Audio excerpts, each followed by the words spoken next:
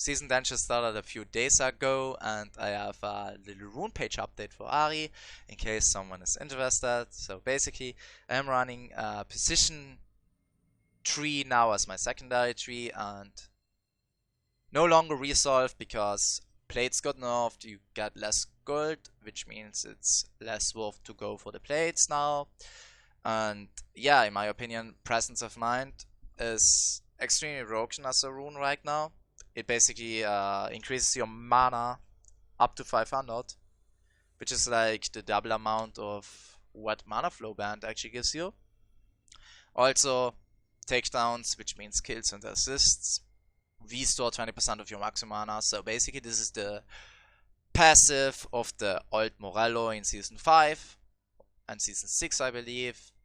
And basically, this rune says if you have me in the rune setup, you're never going to go, like, you're never going to run out of mana again. And in my opinion, pretty game changing, and it feels really nice to have this rune.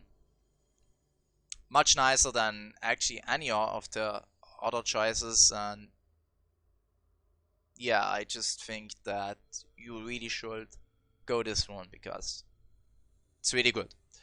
Also, I go Tenacity second because I think from all the other runes right now, this is the best choice that you can make. Gives you up to 30% Tenacity, which means all the Z that actually lands on you is being reduced by like 30% of the duration. And you can also stack this with the MR boots, which means you can gain to up to like to 50% Tenacity. As I said, can also like sometimes save you, and can also sometimes be game changing. So I actually feel this is pretty strong right now, this rune setup. Sometimes I do have to say in certain matchups like Zad and Fizz, I still go Resolve because Bone Blade is like the hard counter, and I think both of those matchups are actually losing matchups for Ahri. So the Ahri player actually loses against those champions, and when you have Bone Blade, you win. That's just how it is. You win. I swear to God, go Bone Blade. As you can see, even from like level 1, it already reduces like 30 damage, and the duration is like 1.5. Fizz has to jump on you. You reduce like 60 to 70 damage of his early game, like of his early game combo, and that's probably like, I don't know, 150 to 200 damage. So he only needs 130 damage, and then you just land your skills, and you're dealing like much more than he actually did against you, and you just win. That's just how it is. Let's go to the glacial thingy. Glacial. So for the glacial, I think I have made some slight changes. So cookies got nerfed, so they are kinda useless now. It's just really garbage, if I have to say so myself. I tried out this rune. It's bugged. Ah, fuck. It's bugged. So I tried out this rune. I think everyone knows what this rune is. This absorption thingy. I don't think it's really useful, if I'm honest.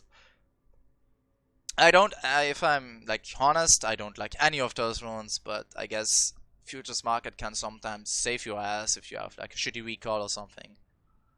And then it actually can come in handy, so using Futures Market from now on when I run the Glacier setup.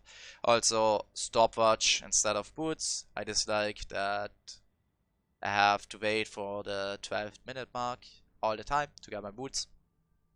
Can't feed sometimes really shitty. But if you want to go boots, go ahead, go the boots. I prefer stopwatch. Cosmic Insight, pretty standard. I think everyone did that all the time. Cheap shot always with Glacial, always. It's like clutch. Go. Cheap shot. Don't go anything else. Because auto attacks proc cheap shot. Cheap shot has 4 seconds cooldown. You're gonna deal insane amounts of damage with cheap shot when you have Glacial, so always go cheap shot. And Genius Hunter, obviously. I can make I can actually talk about this a little bit now as an extra. So only for the glacial part now, right now. Okay, so okay. Always go GLP, Twin Shadows, pretty basic, and then you want to run a Rylai's Liandris. Now, Rylai's allows you to perma slow, and you already made the decision to slow anyways your enemies when you go glacial. Rylai's, really gold cheap, like a cheap item, really gold efficient. Gives you HP, gives you 90 ability power, which is very solid.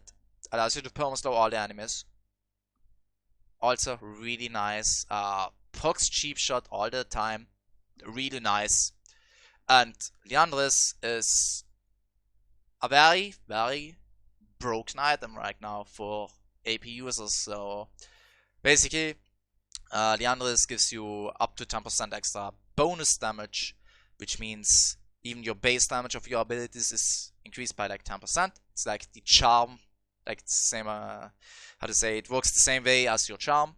It's a power up damage amplifier, and also gives you HP, which is really great in my opinion, and it gives you burn damage of the maximum HP, which is, if you don't build a lot of AP anyways, it's probably the best choice that you can make. So in my opinion, all of the 4 items are kinda cool. And if you go glacial and build those 4 items, you're going to probably find a lot of success in the long run. So not gonna say you're gonna win every single game if you do this now, but over a long big ass number of games, you're probably going to win a lot of games. So this is my setup. I don't think that I would, like, when I go glacial, I don't think I would sometimes choose different items. I think I would sometimes, like, change the build order. Maybe sometimes I rush Twin Shadows instead of GLP. Other times I go GLP. Other times I don't even, I don't know, like, maybe I don't want to go GLP. Okay, I don't think that will happen, but yeah, sometimes I maybe go Twin Shadows and Liandris or Rylai's, but overall, if I have 4 items with Glacial, it's probably GLP, Liandris, Rylai's, and Twin Shadows. So I can't really say much more. So that was the video, and I hope you all started great in Season 10. I did, in my opinion. Not great, but decent. And yeah, I wish you guys a wonderful night.